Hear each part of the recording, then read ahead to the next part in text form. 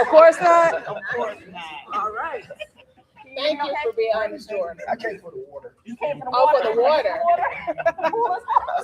Funny. I like that. All right, so we're going to get ready to get started. We do have, so you want to go ahead or you want to read it online? We're going to read it on camera. Okay, so just FYI, this is a grant-funded event. We will allow you guys to ask questions after the end of the show. Only going to have a select amount of questions, and they must be pertaining to the book and the topic. Okay?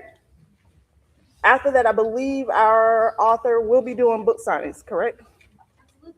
Absolutely. She said absolutely. She here for that. Give her a round of applause. Woo! All right. Any questions, comments, or concerns before we get started? No? You guys ready for a good time? Yeah! Awesome. Now, let me tell you, this version of Kim is not the regular version of Kim because I have a little bit of my AD. Oh. Oh, that was right. All right, let's get started.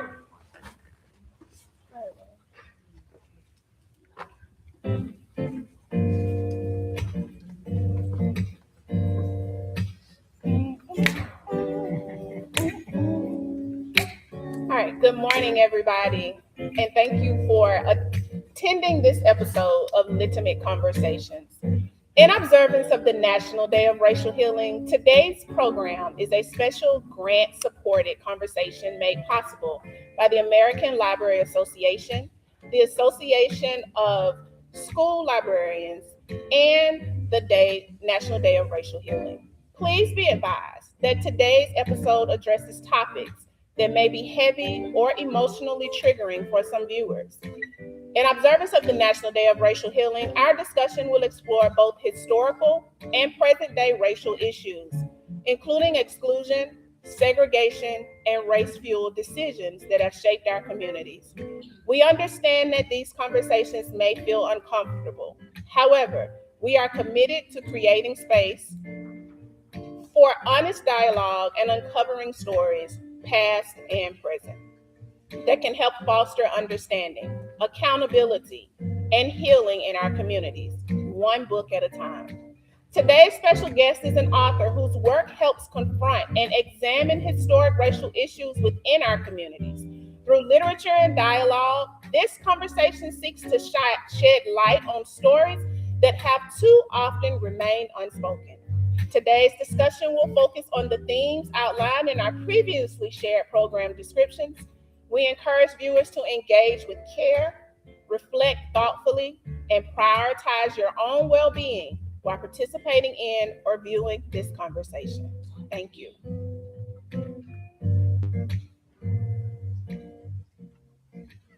Hey, Kim. Hey, Kim.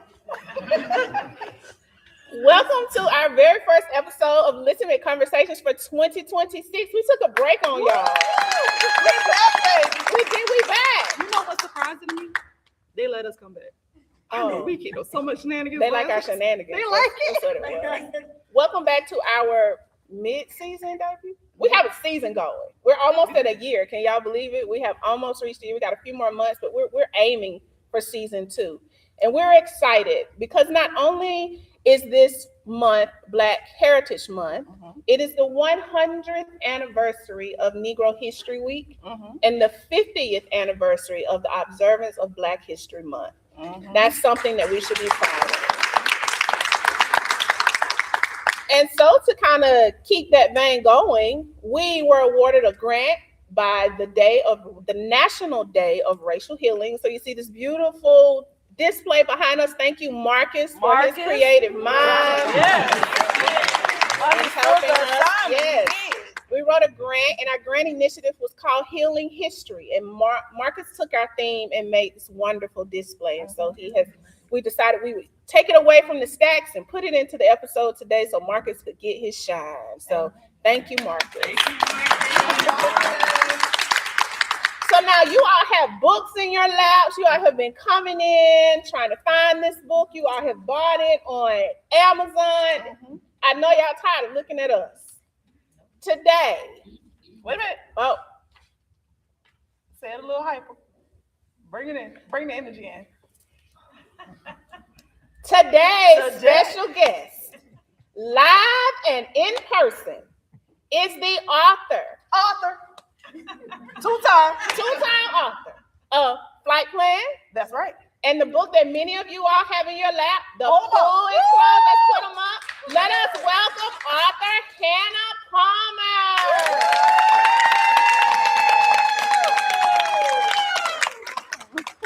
Hannah, we're very extra. Thank you for attending this episode of LITimate Conversations. We are so excited to have you here. First of all, the director introduced us to your book some months ago, and he pulled it out of his briefcase and he was like, "Have you heard about this book?"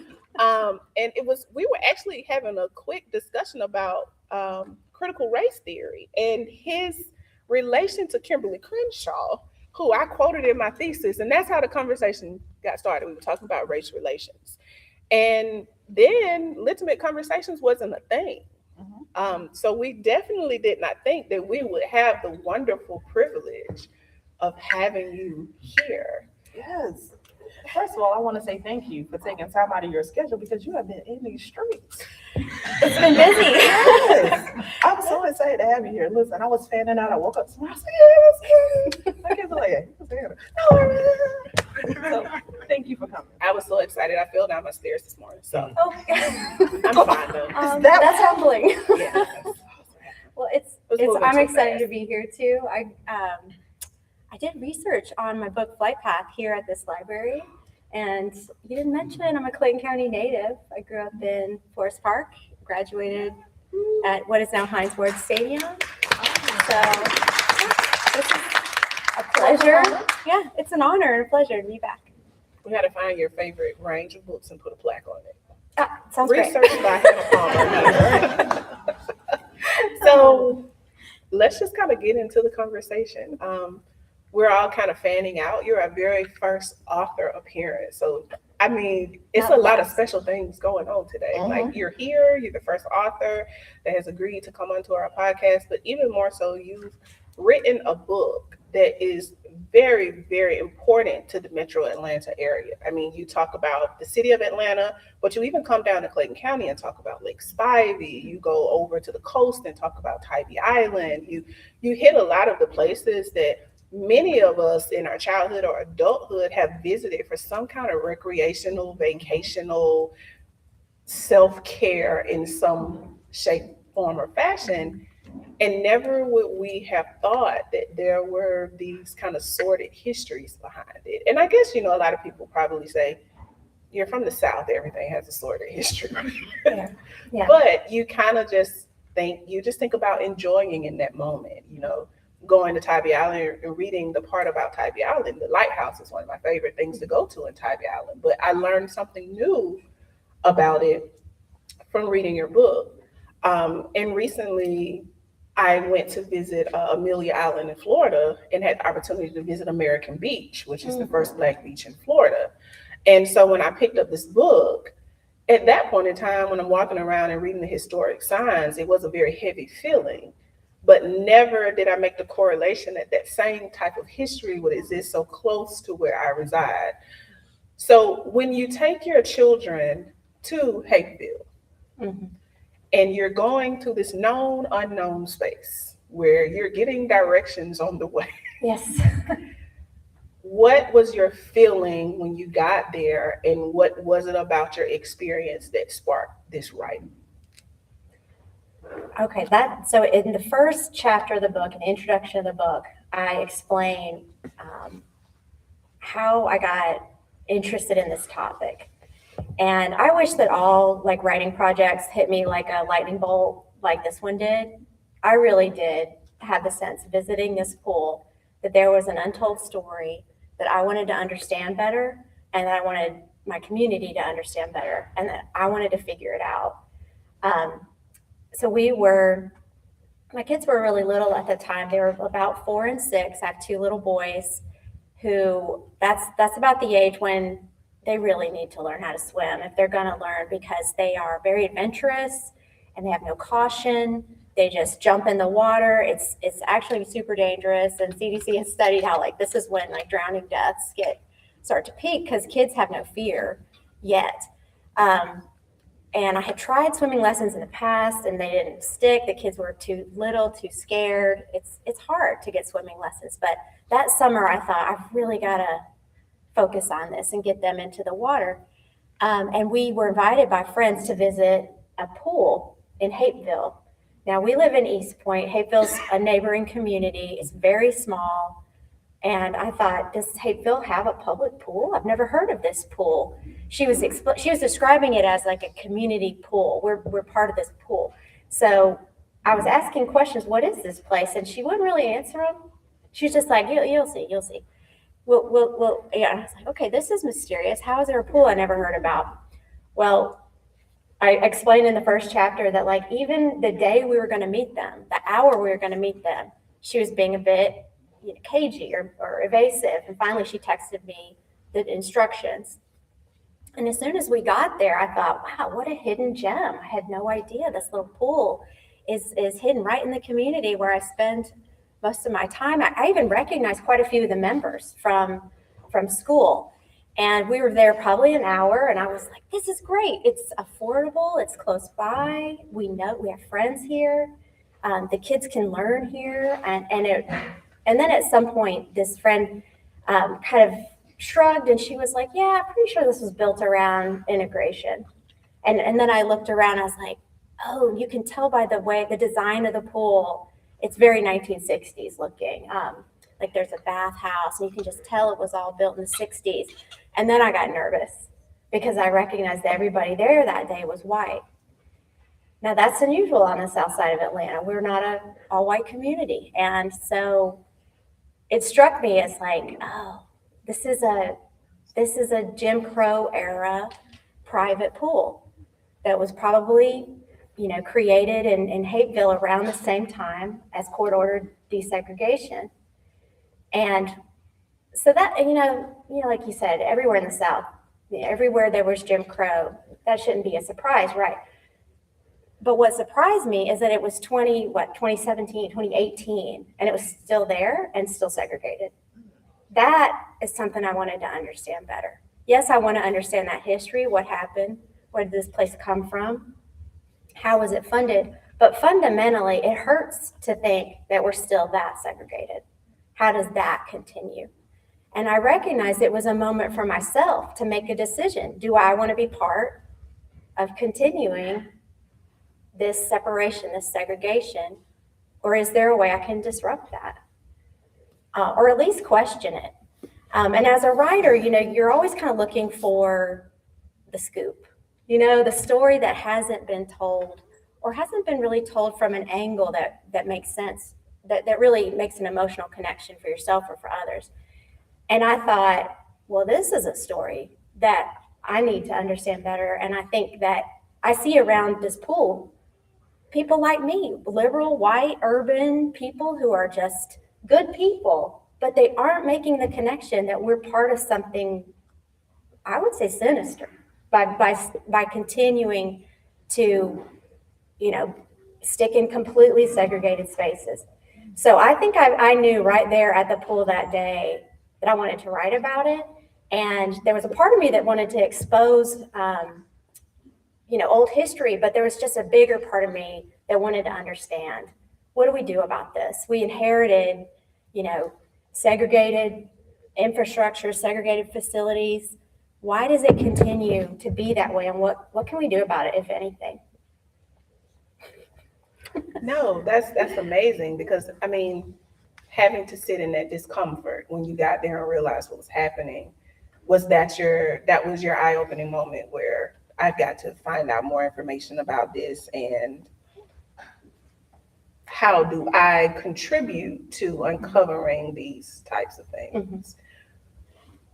What was the most uncomfortable thing about being there that day? Was it that you were there, or was it that everyone else was comfortable with being there? I'm still uncomfortable, to be honest with you.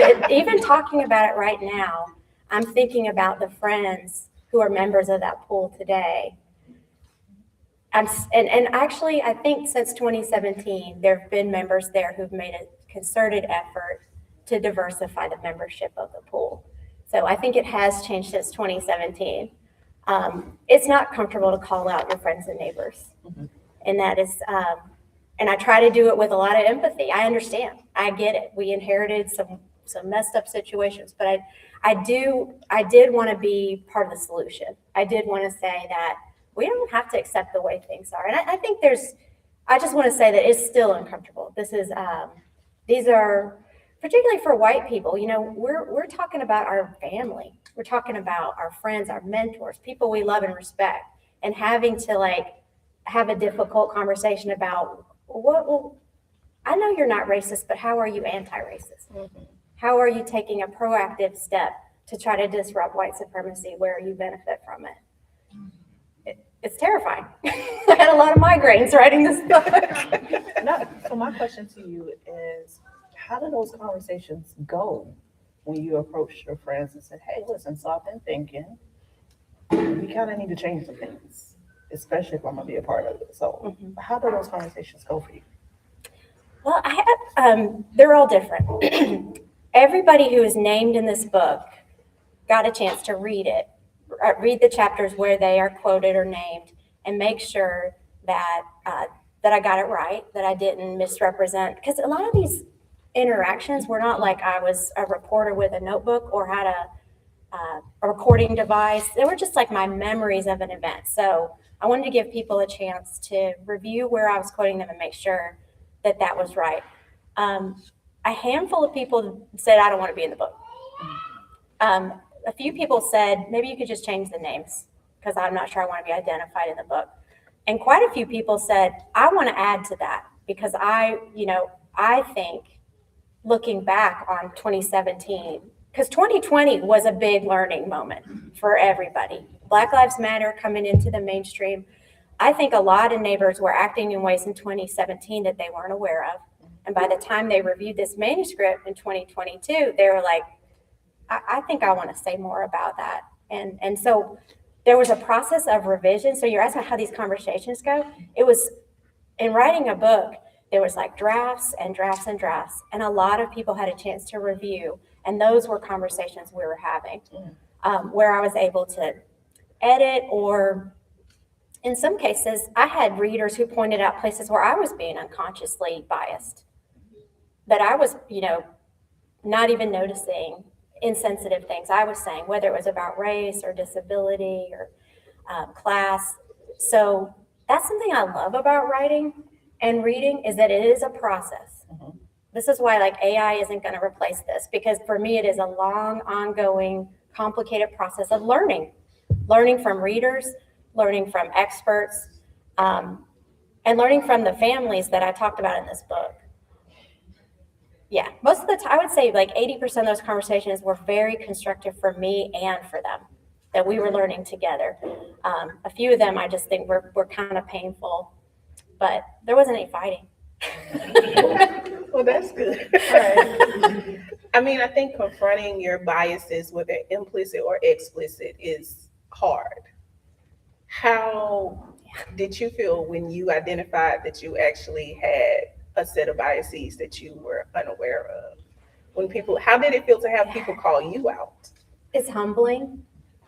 It's humbling. I think the more you do that, I don't know if it gets easier, but the more quickly you can respond with grace and learning. I think the first time somebody calls you out, you're defensive. No, that's not what I meant. But once it's a practice, and it's like learning to exercise those muscles. I think you get more, first you feel bad and you feel humbled and you're like, wow, I'm a terrible person. But quickly you're like, okay, this is great. This is feedback I can use and I won't make that mistake again. And now I know, and what a gift when somebody gives you that criticism. I actually paid a sensitivity reader. Did y'all know that's a thing you can do? No. So not only did I share this book with the families who are in this book, and the friends and the experts who are Black mentors, Black experts, Black families particularly, but also I hired an editor specifically to give this a read who's not from Atlanta, who's not in the book, who's not my friend, to give it a read and point out, just flag things that you may not be thinking about this, but This is how it might be read. This is becoming more common, specifically when people are writing nonfiction about topics around race and difference. That was very eye-opening. Like, there was stuff I mentioned about Indigenous people or about, just kind of describing bodies as over-sexualized or what else? I'm trying to think. Yeah, and the first time I got her notes, I was like, I'm a terrible person. Why am I doing this? It is like, ugh, I can't believe I missed that. But then there are quite a few things that I could push back on and say, I need to explain that better. I think I know what I was trying to say, and if it's not clear, I need to say more. So it's like anything. You practice being courageous, and it gets a little easier each time. But I think if you're doing it right, like if you're actually trying to like learn and grow, it's awkward, it's difficult, it causes some discomfort. Makes sense. So your experience at Hateville put you on the trajectory to start your research, and a lot of your research included you traveling. So you head to the east side of Georgia and you go to Tybee Island. Let's talk about that experience. So we have here, you say, it was funny to me that the vast Atlantic coast could be divided or restricted in any way. Like, how can you restrict the ocean? How does that work? But then you go in to talk about the 11 Black students in 1960 and how they were arrested for attempting to enter the ocean. And so starting your journey to Tybee Island with that, am I right in assuming that you didn't know this information as you're traveling? So first of all, let's talk about your experience when you got to Tybee and how that went, but also now going back and doing your research, how did that mar that visit for you in retrospect? I like that question. It deepens your understanding of a place.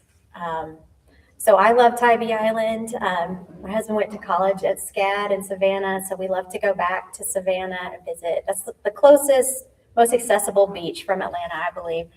We go a couple times a year. It's just a really comfortable, fun beach. But I've experienced it always as a tourist, just dropping in, not getting involved in local politics, not understanding complicated histories. I'll read something about how there's been a sewage spill or there's trouble with the right whale population, and I'm like, I don't want to hear that. It's my beach, it's my happy place. And by the way, the traveling and the research for this book was really just like a year of our family's life. So we'd have this tradition of going to Tybee Island for New Year's. It's like off season, it's inexpensive, it's very relaxing to go to the beach in the middle of winter. So we were just there for New Year's. And we wanted to do this thing called the polar bear plunge on New Year's Day, where every bunch of crazy people run into the ocean on New Year's Day. I do recommend it. Mm-hmm. And I thought it was funny. It's a great way to start the year fresh. And sometimes Tybee's not cold. The year that I'm writing about, Tybee was freezing. But we all had to have a wristband to run in the ocean. I was like, this is ridiculous. Anybody can run into the ocean. But then I learned that actually not everybody could run into the ocean. And up until 1960, it was completely segregated to white people. Savannah Beach was a segregated beach. So learning that history, anytime you learn this sad story, it rips away the illusion that everything is perfect and everything is great. But at the same time, that is a heroic story. These young students, this was in 1960, so 4 years before the Civil Rights Act that mandated integrated or desegregated public spaces. So they were way ahead. They were part of a nationwide movement. NAACP was coordinating with young people across the South to do wait-ins, sit-ins. And so learning that history, it's sad in one sense, but it's also like, how cool were these young people? How brave, how strong, how revolutionary, how inspiring. So happy Black History Month. I am today years old and I've never heard of a wade-in. Has anyone ever heard of a wade-in? I'm sitting here thinking they didn't do a sit-in, they did a swim-in, but it's called a wade-in. Yeah. Which, I think the first ones were in Mobile. And you know, we can cheer for it now. It would have been terrifying for them. I mean, they were confronted by violent white mobs, and there's no easy way to get off Tybee Island. There's one bridge on, one bridge off. They had to know when they were waiting out there, and so vulnerable. You know, they're just wearing their swimsuits and towels, and there's photos that you can find in, I guess, Digital Library of Georgia. You can see these photos of them being screamed at by angry young white men. So, yeah. I want to say this. I actually spent some time in Savannah. We're not going to say how much, you know, because I'm only years old. But Savannah State, a group of children, a group of teens, young adults, created a thing called Orange Crush in honor of that. Have you ever heard of that?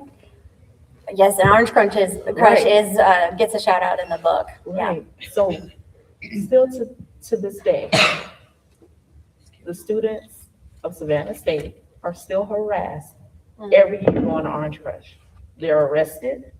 They're charged to get onto the beach. People are charging them to have access to their portions of the beach. It is still an issue today, which is phenomenal to me because it's 2026. That's right. So I wanted to make sure that the book kind of marries that. I'm not a historian. Like, you can read a history book about the Wade-Ins incidents of the 60s, but I did want to connect to, like, well, what about today? Right. So Orange Crush comes up in the book because I found out in the course of writing this book in 2018 that there was a group of neighbors on Tybee Island who were trying to get a pool. There's no swimming pool on Tybee Island. Right. And there's a community group on Tybee that raised the funds, found the site, did the design, came up with the plan to get a public community pool on Tybee Island. And I only knew about that because we were visiting the island and there were like campaign signs, vote yes on the pool. And they had little rubber duckies. It was a really cute campaign. And even as a tourist, I was like, that is a great idea, because there's days where you can't get in the ocean. Mm-hmm. And by the way, the ocean doesn't seem like a great place to teach your kids to swim. It's like, so I could see the need for a community pool, and I would have benefited from it even as a tourist. But I was like, yes, this is great. There's going to be a community pool. It's coming. There was a vote, a referendum to help fund the pool that was defeated, like landslide defeated. And I talked to some of the organizers, one white woman and one black woman, who were key to helping organize to get this pool, and they were very blunt. They said this was defeated by racism. And this is still a very white community, and they didn't want outsiders coming in to use community assets, which also is confusing to me because, like, it's a beach town. Like, outsiders, visitors are the key to the economy. But so the question of, like, the pool is closed. It's not just like, why are all these pools closed during the era of desegregation? It's like, why are they still closed? Right. Why is it still so hard to create a new one? When you have the money, you have, the site, you have the places. Like, Tybee was just one example of several I found in the book. East Point is another one where they tried to build an aquatic center and it was defeated. It's like people have forgotten that these could be wonderful community assets.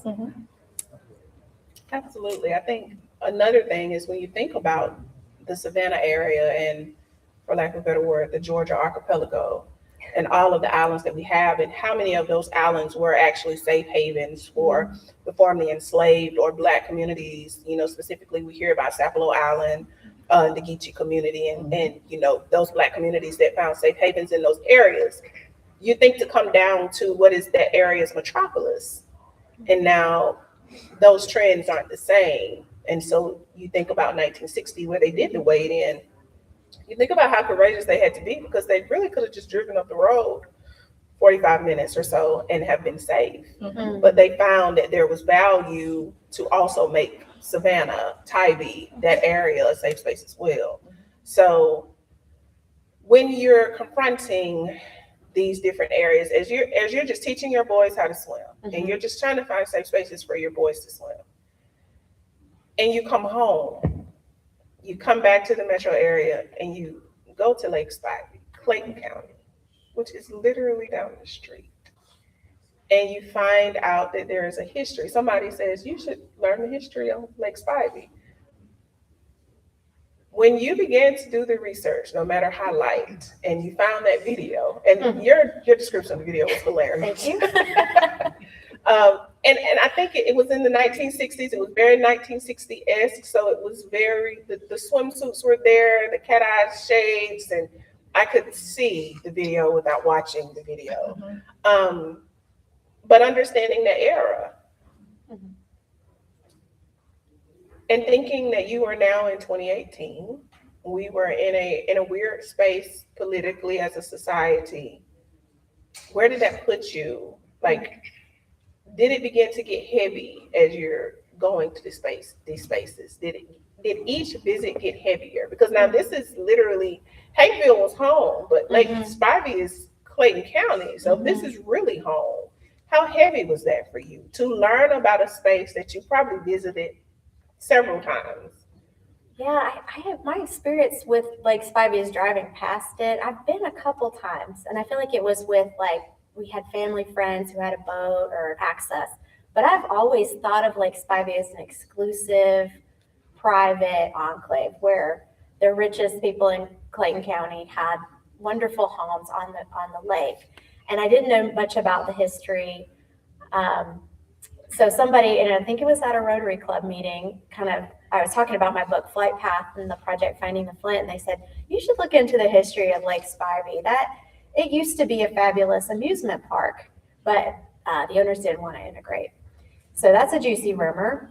You ask about it being heavy. Part of me is just sort of like, what? Like I'm curious. I'm intrigued. I want to know more. Tell me more. And how come I never heard that before? Right. I think what hits me is that when you start to see a pattern, okay, not only are there no swimming pools in East Point because they were closed rather than funded. Growing up in Clayton County, I don't remember really Lake Spivey's, it closed before I was born, the fabulous amusement park, which was like this beach, but it was also like Six Flags and they had concerts there. And I had really not heard that history, but I do remember places like Terra Beach and Indian Lake. And I remember a place called Joy Lake, like lots of swimming holes across the county that now you can't swim in. They're either privatized like Lake Spivey, they've been completely drained like Terra Beach, which is now a subdivision called Terra Beach Estates, or Joy Lake, which is known pretty contaminated because of its location next to Fort Gillem. So you start to see, okay, every place that my parents' generation would have been able to swim, my parents being white and having access to all these private lakes and swimming holes, they're just off limits. They're just not available anymore.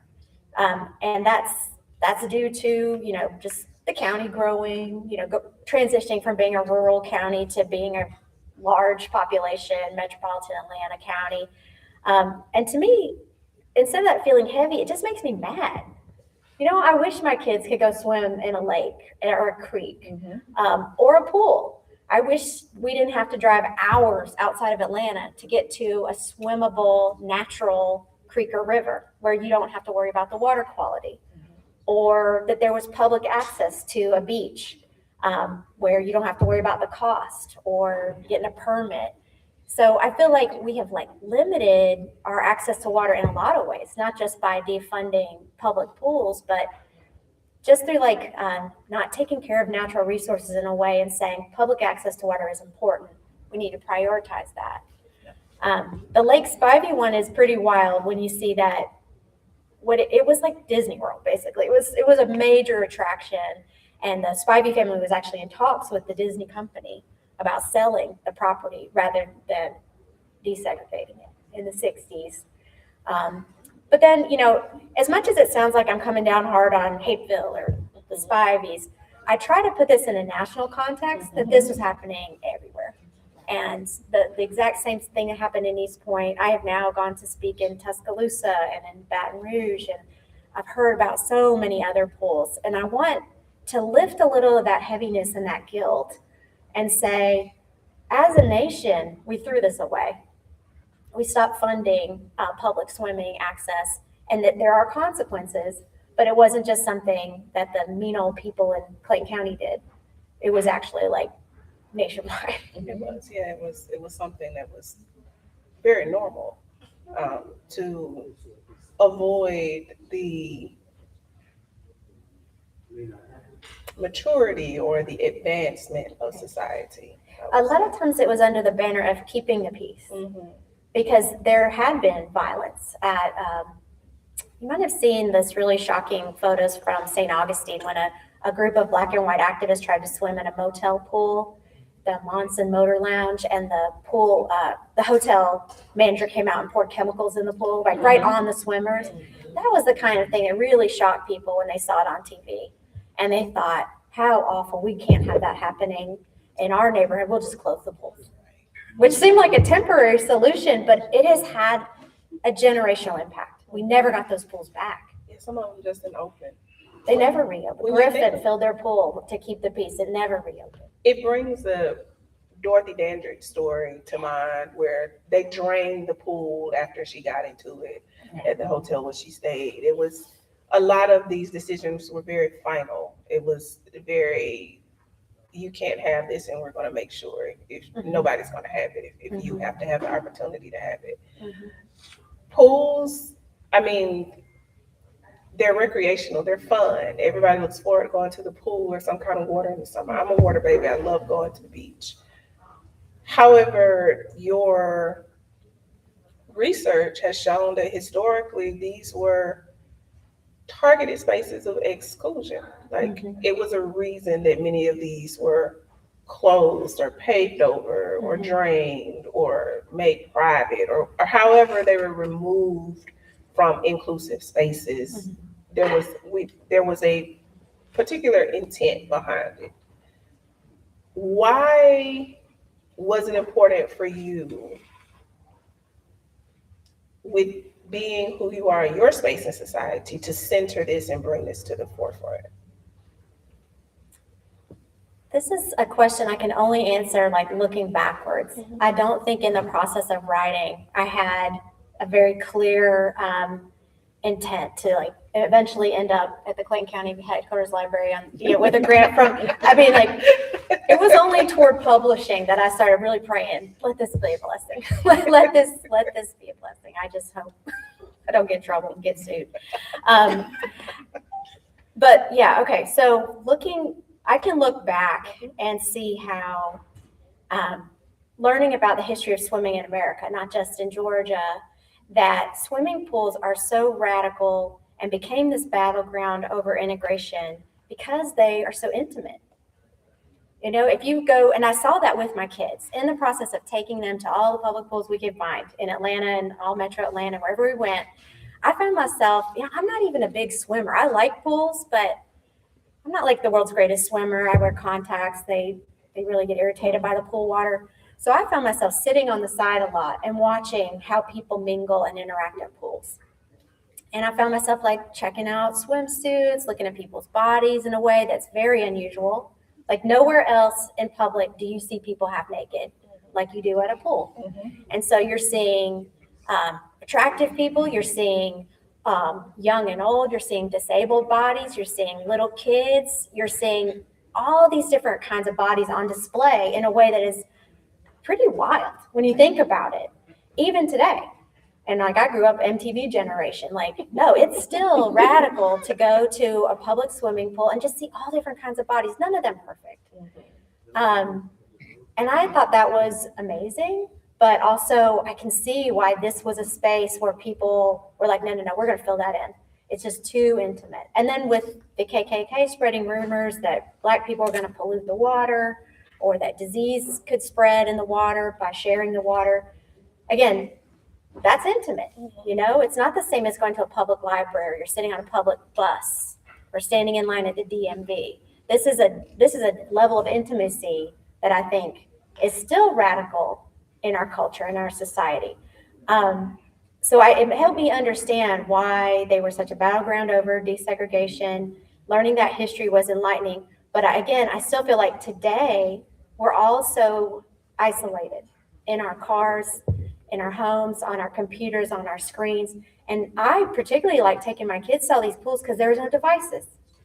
They had to leave their video games, and parents had to leave their phones. Like, this is one space because it's wet that like you don't even have those things to isolate yourself. I found that for the most part, going to public pools was a blast. You're laughing a lot. it's messy. You're looking after other people's children just because everybody's trying to learn. They're sexy spaces. There are kids being rowdy. There's kids doing stuff they shouldn't be doing. There's just all this stuff going on in a community. And I'm like, there is nothing like this. There's nothing that compares. And, I'm not saying pools, but also this, if you've been to a beach, how on one hand it's relaxing, on the other hand it's exciting. Yeah. And I thought this is such a valuable thing that we've lost as a community, as a culture, as a democracy, where all different kinds of people can come together. And, some people say, well, I've got a backyard pool. That fills that purpose for us. And I'm like, that's fine. But I don't think it's the same as a public pool. Just like your backyard, as lovely as it is, it's not the same as a public park. You're not going to encounter difference. You're not going to encounter your neighbors. You're not going to have any surprises. I mean, it's not for the faint of heart. we saw, sometimes the pools are a little too rowdy. We had to go home. I read that. It was funny how you identified yourself as being inconspicuously white in that particular space. And the MTV Spring Break era was wild. So growing up in the MTV era, You know what I'm talking about. I know exactly what you're talking about. Girls Gone Wild and all those kind of things. No. Thank you, Anna, for all of that. So you're visiting, you're living life. You're just trying to find safe spaces for your children to swim. Where did your emotions kind of overtake you? Is there a segment, a passage in this book that you wrote where you kind of had to take a step back? Many. There are several. The first two that come to mind, visiting the pool in Thomasville Heights, which is a Southeast Atlanta neighborhood that was developed for the Black community. It was developed as a Black sort of expansion area in the 50s. So, and you can still see that today. It's still a low-income Black community that's kind of on the edge of gentrification. Visiting that pool, we were not only the only white people, we were the only people. That pool was empty. It was just us. And I thought that was confusing. Like, it was a beautiful Saturday. This is awesome public pool, big enough for dozens and dozens of people. And there were little kids outside the gate looking in, saying, hey, can you get me in? As tempting as that was, no, I was not going to babysit people's kids at a pool. I had to ask the lifeguard, where is everybody? And she explained that this is pay swim. No one's going to pay. They're going to come at free swim, which is at 4:00. So that was a surprise to me that the $4 was a barrier. So that was educational to me. Even $4, that pool, you're going to wait until it's free. And I felt bad. I felt bad about, that this is like a marginalized community with an asset that even they couldn't access. And here I was coming in like a tourist, white as can be, with my white children enjoying the pool in their neighborhood. And I felt like, okay, this feels wrong. This feels bad. Maybe this was a bad idea. So that was one moment. There's a lot I could say about that. I think that it gave me that sense of like, this shouldn't be this way, But then learning some of the history of how those pools were funded, they were built to be that way. They were designed to contain kids in low-income neighborhoods. I learned that some of these pools were funded after, we call them race riots, but they were a lot of like urban racial uprisings that happened from Detroit to New York City. They happen in Atlanta too. And so the federal government said, well, we're going to build pools in poor Black neighborhoods to keep kids off the streets. And so that feeling, that intent still survives today in those neighborhoods. Like, it's kind of built into the infrastructure. The other part of the book that was so hard to write is the story about a drowning in College Park, about Miss Carolyn Harmon, who drowned in a flash flood in her neighborhood. And she was basically washed into a storm drain. Her body was never found. And even though she was a good swimmer, this was just one of these like stories about the failures of infrastructure that ignored the communities who live there. And like, it never should have happened. that was a heartbreaking chapter because, and I explained in the book that I had heard the story of Miss Harmon's death 3 times before I believed it. Like, I couldn't believe that could happen. And that was a tough story. I talked to her family quite a bit in telling the story.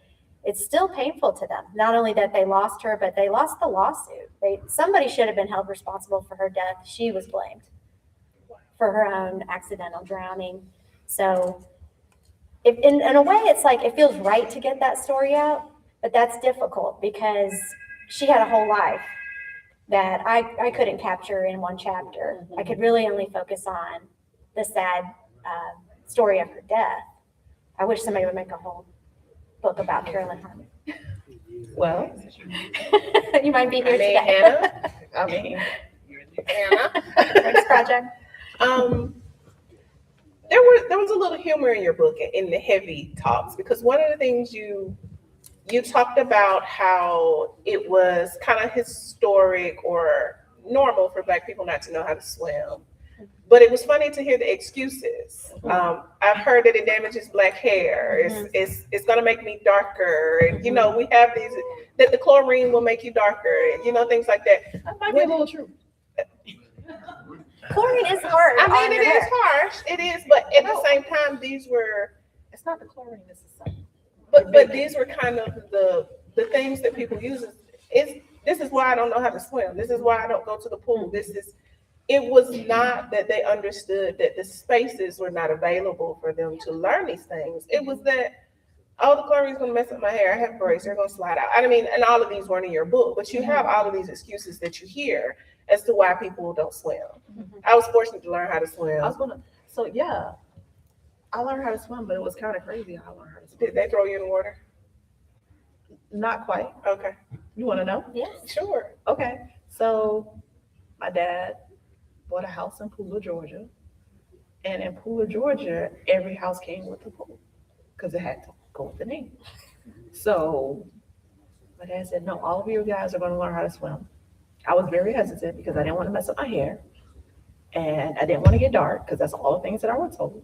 So my dad was like, no, none of that's true. You're getting in this pool. I got in the pool and he was carrying me the same way he told me how to ride a bike. You know, he held on to it. So he was like, all right, Kim, you got a stroke, you know? And then all of a sudden I was like, I am falling in the water. How am I going? His hands are not on me. And I just had to struggle back to the top. And from that point on, I was just like, relax the body and go.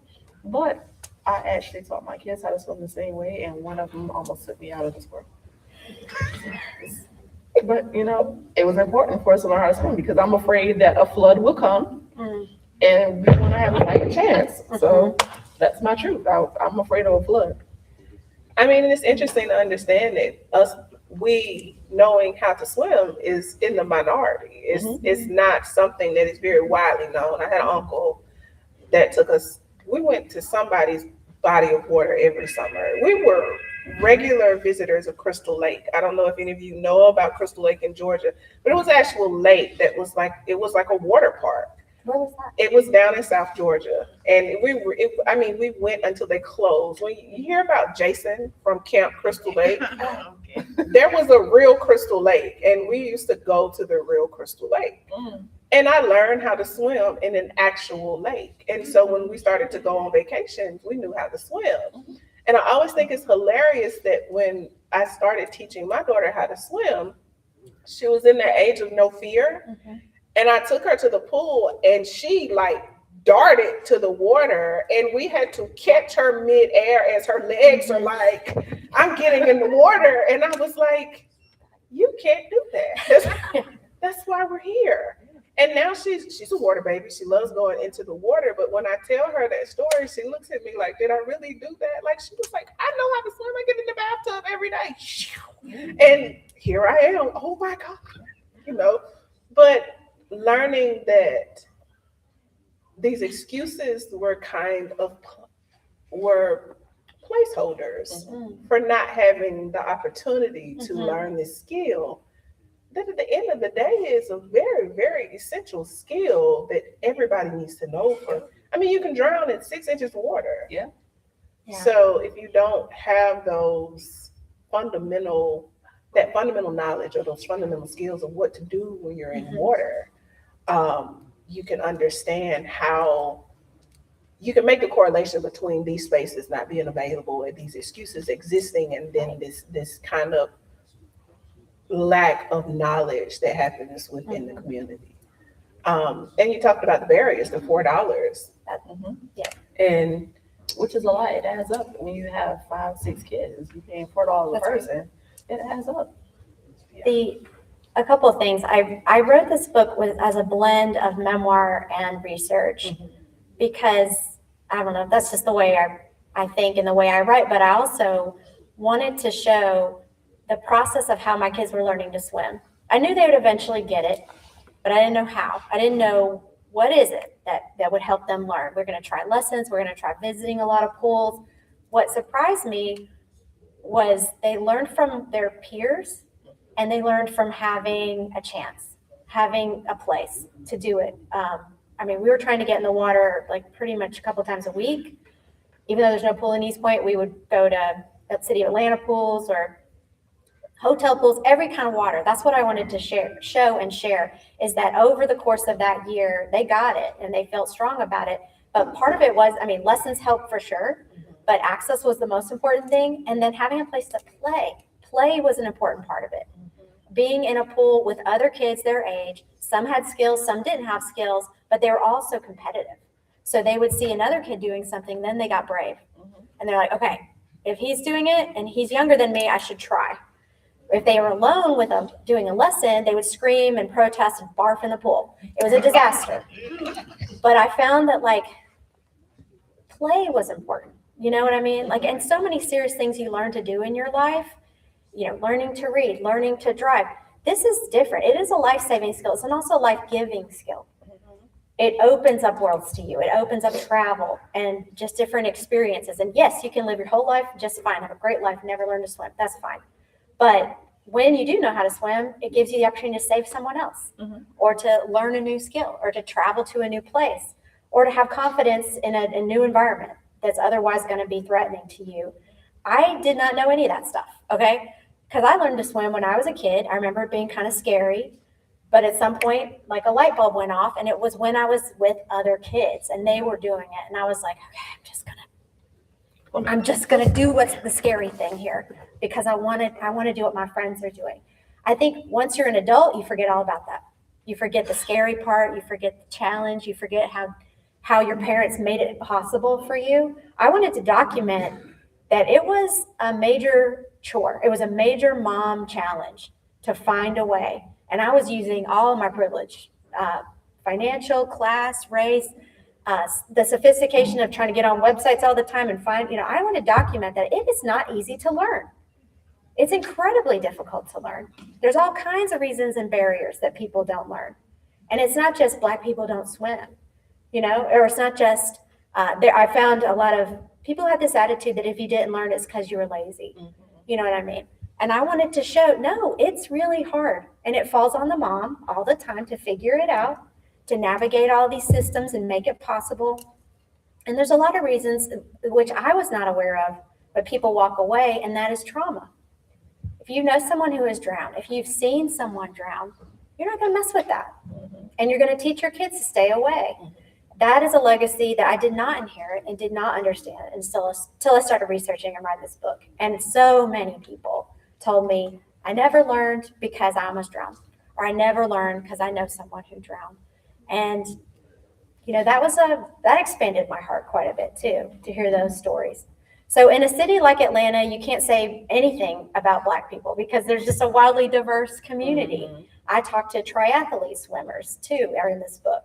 I talked to swim teams and coaches. I mean, Black people swim. And yet, because of Jim Crow segregation and even before Jim Crow, Black people systemically have been denied access to places to swim, and that continues today.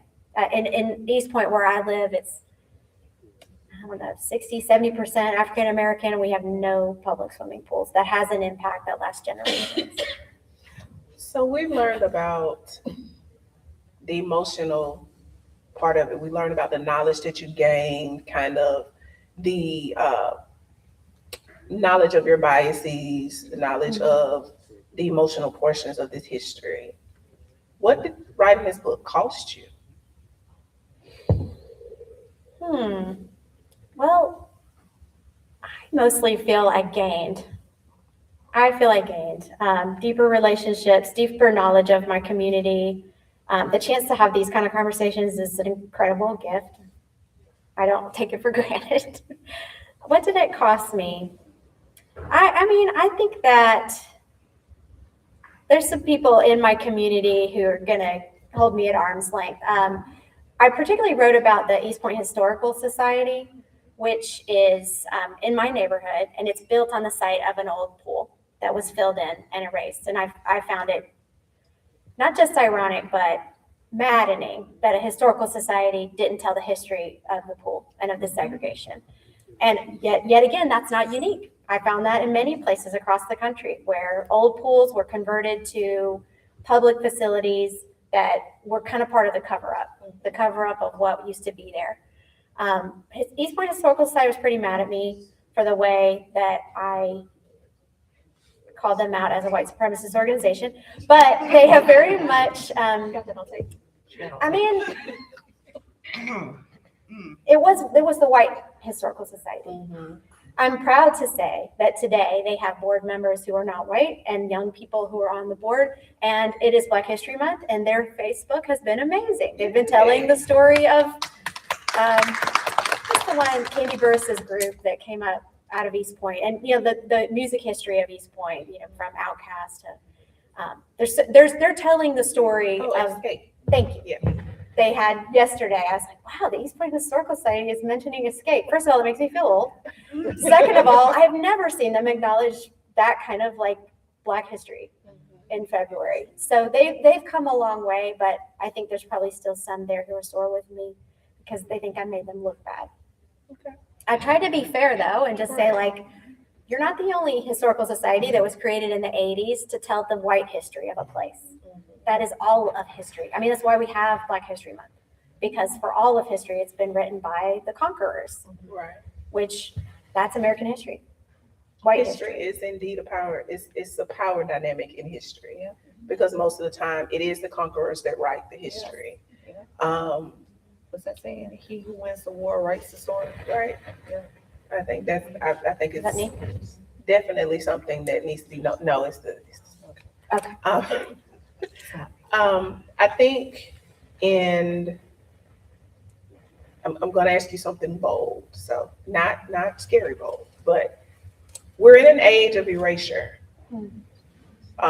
In so many different ways, erasure, physical erasure, and as we're seeing in communities most recently, but also historical erasure, literary erasure. As you write a book of this nature, this subject, who do you hope feels uncomfortable? I like that That was a good question. question. Yeah, I agree. The erasure continues. I have a lot to say about that, and I feel that this is a lifelong project. I published the book, but the work of like tending to history never stops. I was thinking when I really got into writing this book, I was thinking about my first book, Flight Path, which is very much a memoir. It's about the development of the airport and how it affected all these communities on the South Side. But I got invited to a lot of book clubs, and these were in people's homes. They were in fellowship halls. They were at libraries. It's a real privilege to join. And usually it's a group of white women who have been friends for decades, and they've been reading books together, and they're sharing wine with me, and it's very intimate. I was thinking of those ladies when I wrote this book. I was also, I was hoping that I would not just reach white women, but I was thinking about that network of white lady readers who don't know this history and don't feel, whatever compulsion lit a fire in me. I will say it's probably the Holy Spirit. I would hope that those readers get their hands on this and say, I had no idea. And that more people will, just feel the obligation to make a change and to be part of speaking up instead of just shrugging when they see erasure happening. I love it. It's a hard space to sit in, to be in your space, and as you said earlier, to have the privilege that you carry, but to be able to stand in the space where you're like, this needs to be known, no matter. I had to learn, and now I have the space where I can hold everyone else accountable. So I'm going to ask you one question before we open it up for questions from the audience. Finish this sentence. The pool is closed, but.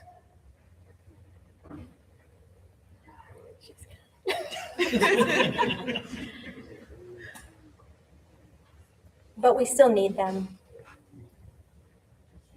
The pool is closed, but we still need them. I like that. I like that.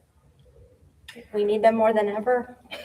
This has been a beautiful conversation. First of all, your vulnerability, your transparency in the book, but also sitting here is admirable. Thank you for being able to, like I've said in several other times during this interview, sit in the space that you sit in within society, in your privilege, but also to be able to take a step back to understand that there are things that need to be said, things that need to be studied, histories that need to be shared and preserved. And you took your space and your privilege and you made that happen. We appreciate you. It is for a that. joy. Thank you.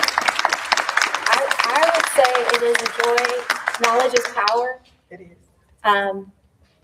And investigating a book like this was a thrill and a joy, and I'm so grateful to share it with you all. So thank you. I think we should make you an honorary librarian. I remember in library school when I did my foundation, we had to make our own personal statement. And one of the statements that I said was that as a Black librarian, I was responsible for preserving and protecting history through literacy. And that's exactly what you're doing. So I don't know who can make you an honorary librarian. I don't know if the University of Alabama is going to let me do that, but I think you're doing that. I think you could be an honorary Clayton. Are we going to do that now? We're going to have honorary CCLS library. We might not have the ceremony today. I feel honored. Thank you. And the director of the year, yes. And we want to apologize that we couldn't have wine. If we had known that was a requirement, I'm sure, Kim would have made that happen. We may have had to pour it in a water bottle, but I mean, we're sorry. Can we get a do-over? Can we do this? It's like a Wednesday at 10:30. We're good. It's happy hour somewhere. I'll do a do-over. If you let me, I'll do it. All right, so listen, you weren't here this morning. These wonderful people were lined up outside to see you. Yes. So I know they are all so eager.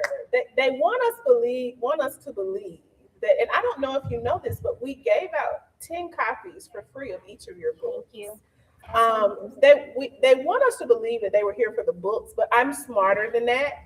I know they were here for you. So I know that there are a host of questions that they're going to have for you. So we're going to give them some time to speak with you. And then once we close the show, you'll be able to do the book signings. Okay? So the floor is open. All right, who has a question? It's me. It's been me this whole time. This way. Sorry, it's mine. Miss Tricia? Can you come down the aisle for me? I don't want to step in. Miss Tricia, you're not going to get spoken. All right now. Y'all know. Hold on. I'm going to figure it out. I work in the library. I got it.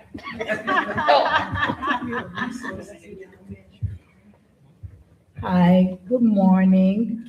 I first want to start by saying how much I really enjoyed the portion of the book that I've read thus far.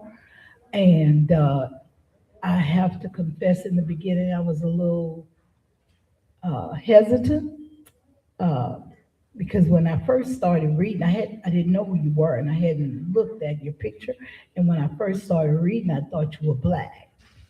And then as I read more and I learned that you weren't, I kind of turned away from it. It's like, how is this story going to be able to be told by somebody not Black? But then I kept reading, and I really, really enjoyed the portion that I read, because it's like an insider perspective. My question is, in our generation, a work like this would be met with violence, Have you ever felt threatened or in danger as a result of exposing things that, other people are not privy to? Wow, that's a powerful question. I have felt nervous about getting sued.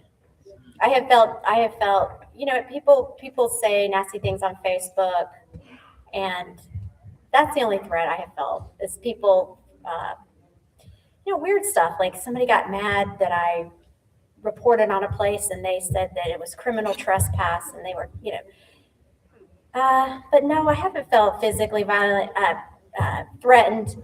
And again, I think this is white privilege talking, that I have been protected by being a cute white woman with little kids. I feel it gives you a certain shield. And I tried. When I read it, I kind of felt scared for you. Yeah. Oh, but on the actual like exploring together, again, I honestly feel like being a mother with young kids gives you a little bit of a passport to the world, that people are like, she's not a threat. She's just here minding her kids, minding her own business. You kind of are invisible in some ways. There is a part in the book where I just pulled over on the side of the road to take photos of a creek, and a guy came out yelling at me that I was on his property. And I was on a bridge. But it made me recognize that I was threatening him by showing up in his neighborhood, white, taking photos of his backyard. He felt threatened by me. So I've had to kind of often flip that, to be like, where am I like being threatened and where am I posing a threat just by walking in with the power I have as a writer or as a white person? Thank you for that question. You talked a lot about how writing this book opened you to seeing biases that you didn't know you had. What other areas did you find biases in that you were like completely unaware of, that came as a shock to you? Like, you're probably like, I'm not racist, you know? Sure. But Oh, yeah. it can uncover a lot of things that you didn't know. So where did you find that in other areas? There were a few examples, and I'm thinking about that review that I got from a sensitivity reader. She pointed out a couple places where I was talking about women's bodies, Black women's bodies in public pools in a way that was over-sexualized. And didn't even think about that. Didn't even think about how that is a racist trope that I've inherited and that I easily picked up on in describing the way people looked at pools. And it wasn't necessary. It had nothing to do with what I was trying to say. It was just, it was reflecting on me. Let's see, what else? She quoted, she noticed a place. So I don't know if y'all have read the book, but I do this thing about capitalizing white. Black is now standard capitalized.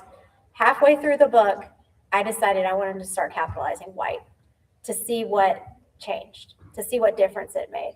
That made a lot of editors nervous, including the sensitivity reader. And I had to go back and really explain what I was trying to do there as a writer and as a person, because I think before I wrote this book, I would never even say the word white. I would whisper it. I wouldn't say it. 50 times in this conversation, I've mentioned whiteness. And I was not doing that at all before writing the book. In the course of researching, I recognized that lowercase white, whispered white, was having an effect on like me not noticing privilege, me not noticing the power of whiteness, me not being aware at all that I'm functioning within this like hierarchical system. And I hope I pulled it off in the book. Y'all tell me halfway through the book, you're gonna start seeing a capital W, and it's uncomfortable. It's a little shocking.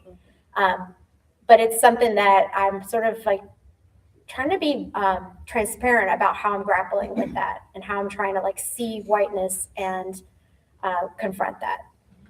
I mentioned already that like I had sort of missed some indigenous history stuff that was important, that was relevant. And that is so often like the way we talk about race and ability and marginalized groups, it's fluid, it's ever changing. And communities get to define how they want it, is it Muskogee? Is it Creek? Is it indigenous? So that was something I had to recognize, that like it's okay to change your mind on this. It's okay to try it. It's okay to change it and to listen to how those communities want to be known and identified. I don't have to get all uptight about, but it says Creek with a capital C in the history books. Well, who wrote the history books? You know what I mean? So that was a process of learning for me too. That's just a few examples in addition to all the racist microaggressions that I just inherited. An example, and one more for you, is when I was writing about Carolyn Harmon, I had called her a cleaning lady.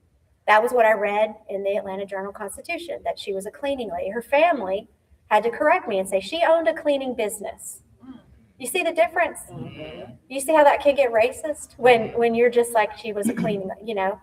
That's the kind of thing that I wouldn't have known because I was just reading the historical record. But catching up with her own family, I was like, okay, that's changing. I got to change that.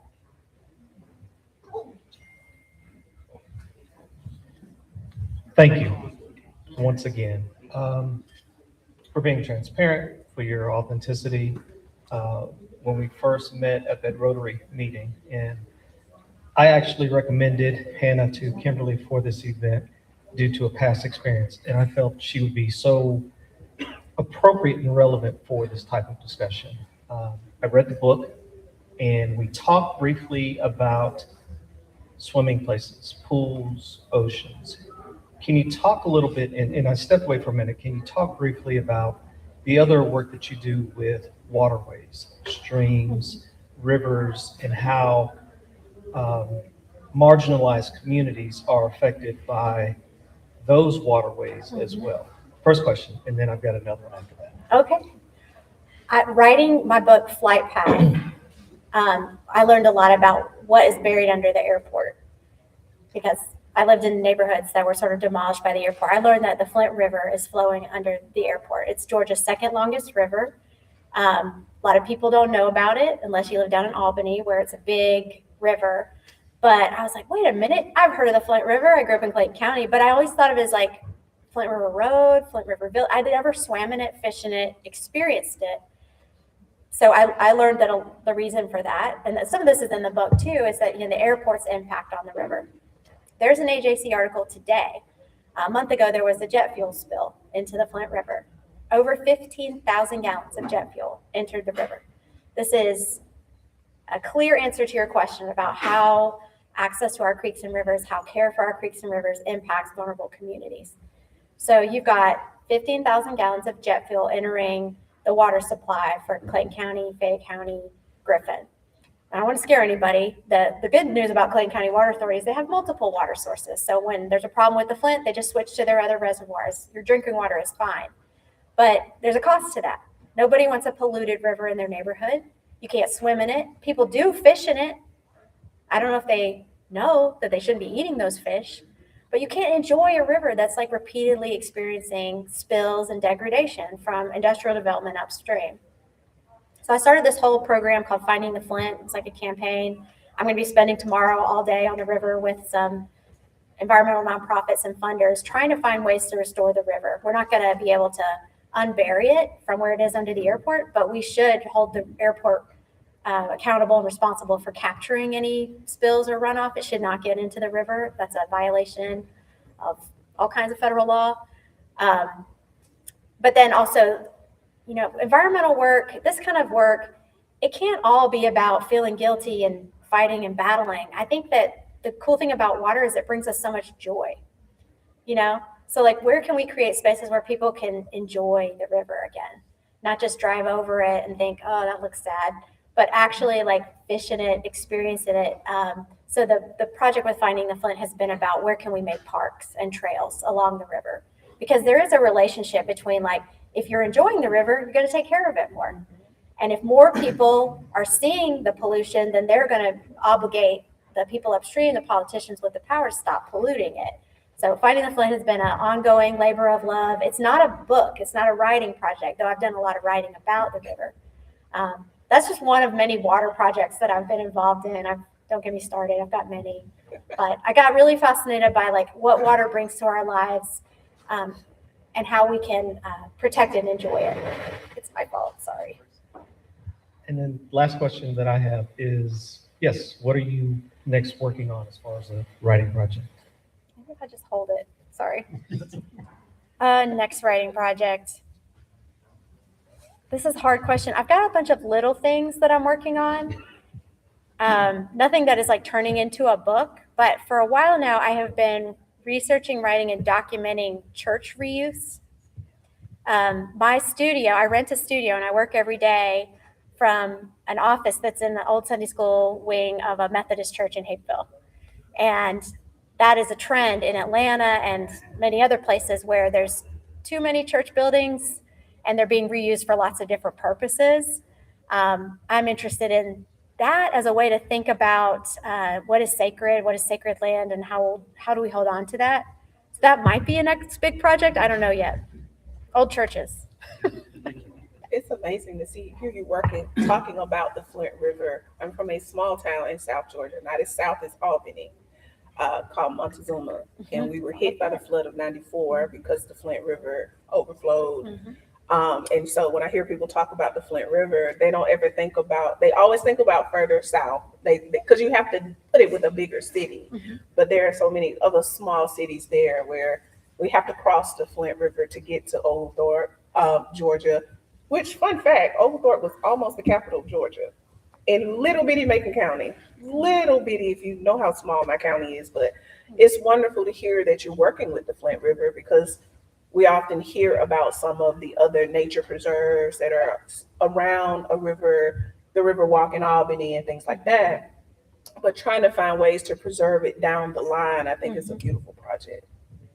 Thank you. I've been to Montezuma to see the river. Beautiful little town. Did you get some trolleys? I don't think so. Oh, man. I had boiled peanuts. Oh, that works.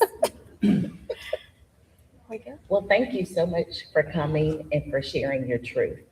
For me, I don't have a comment. I don't have a question, but I have a comment. I've been thinking about everything that you've been saying. And for me, it has sparked a deeper conversation with my parents. And the reason why I say that is because growing up, I was not discouraged from swimming, but I was not encouraged to swim either.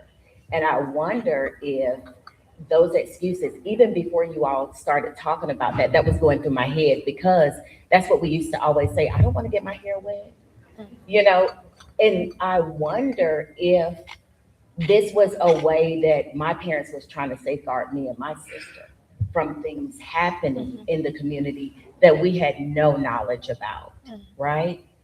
And so in my mind, I'm like, I remember a vacation spot and we were checking into a hotel.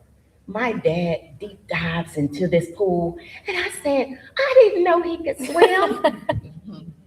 It was amazing. And Mom said, yeah. And I was like, I didn't even know that. He never said he could swim. He never encouraged us to swim. And even after that, we're like, go, Dad. But we were like, he still did it, And so in my mind, that sparks, was he trying to safeguard me and my sister from things happening that he just didn't want us to be exposed to, right? And then the other thing is, let's fast forward. I did attend Albany State, where the Flint River, there was a massive flood down that way. I see you, Marcus.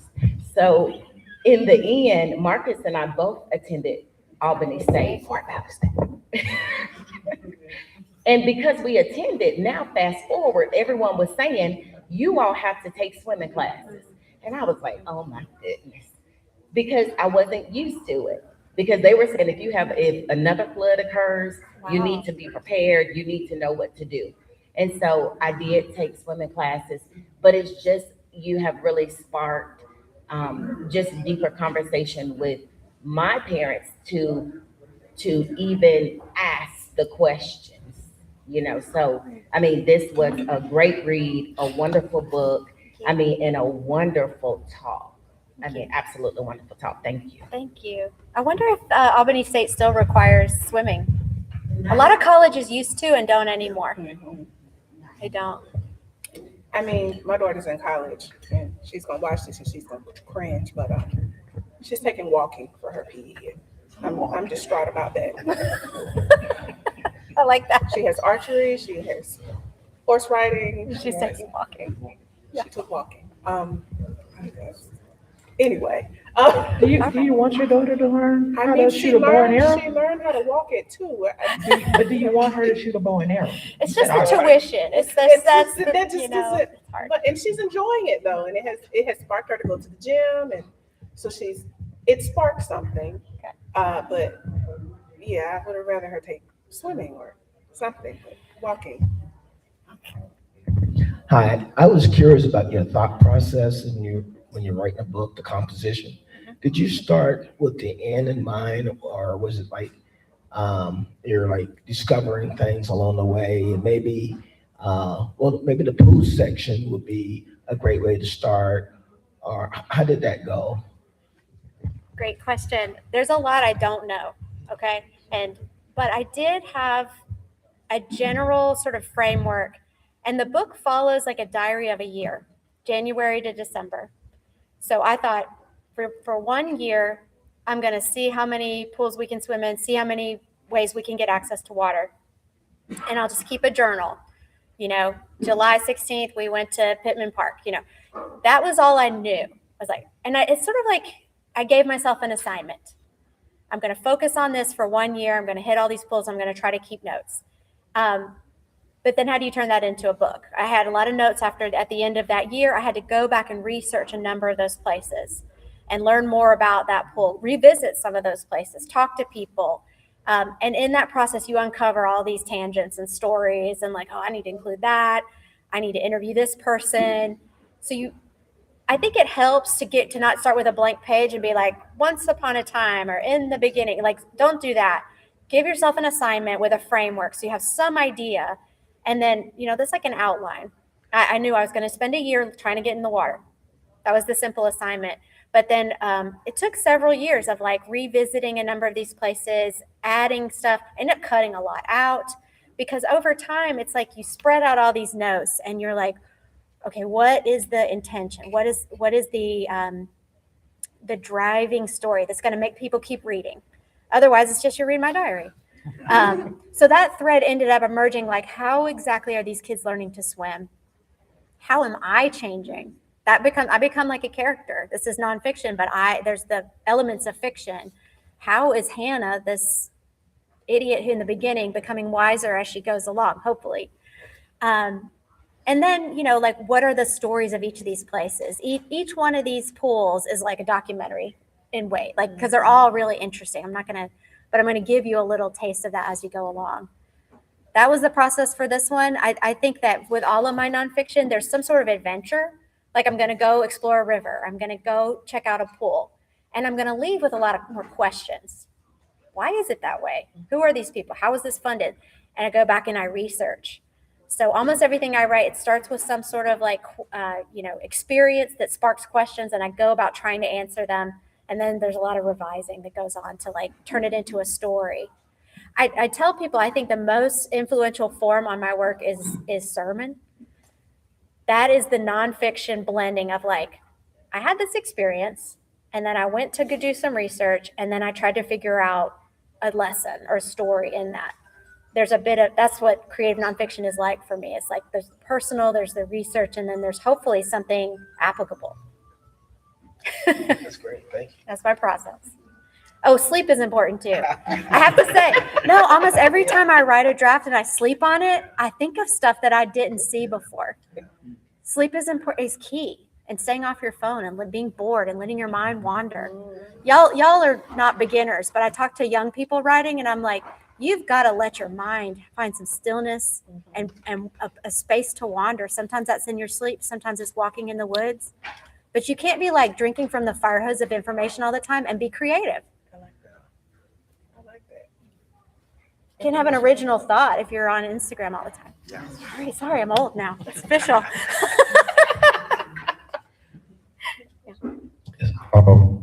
Hello, good morning. I'm not sure how pertinent this question is to the conversation at hand. It's from curiosity.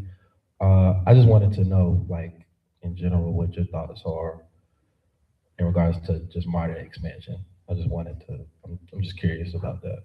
What do you mean by modern expansion? Like, just the expansion of the train system further out to the metro areas. I just wanted It is relevant. I think about infrastructure. I think about equity and access. And I have written about MARTA. So growing up in Forest Park, let's see.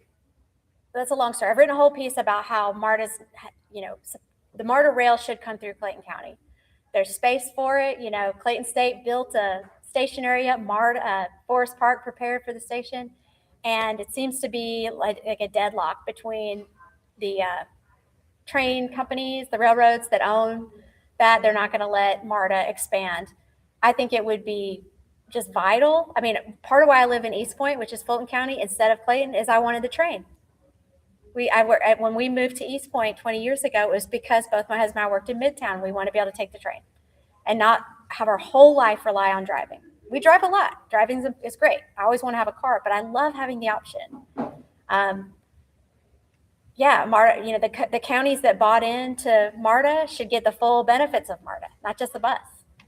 They should get the rail too. I think that it's a shame that the railroad companies have kind of stopped that progress. And if I was a bazillionaire like Elon Musk, I would not be building, underground tunnels. I'd be like trains. It's the infrastructure that makes Europe work and makes Japan work and makes other major cities work. I was almost late here today because I got stuck in traffic on 75, 15 minutes away. I'm in Hapeville, but I'm sitting on 75. So don't get me started on MARTA. I'm a fan of MARTA, just like I'm a fan of public libraries. I wish it was better funded, and because then we would all use it more. Like, I have to admit, I don't use MARTA that much because it doesn't get me it wouldn't get me here fast enough.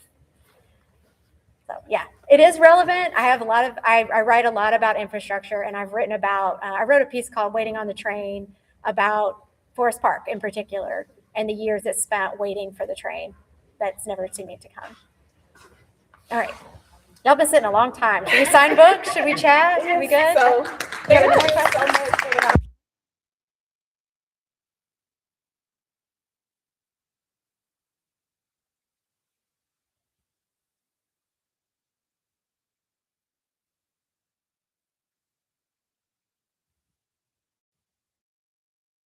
about erasure, and sometimes it has become a buzzword, but it's also become a bad word.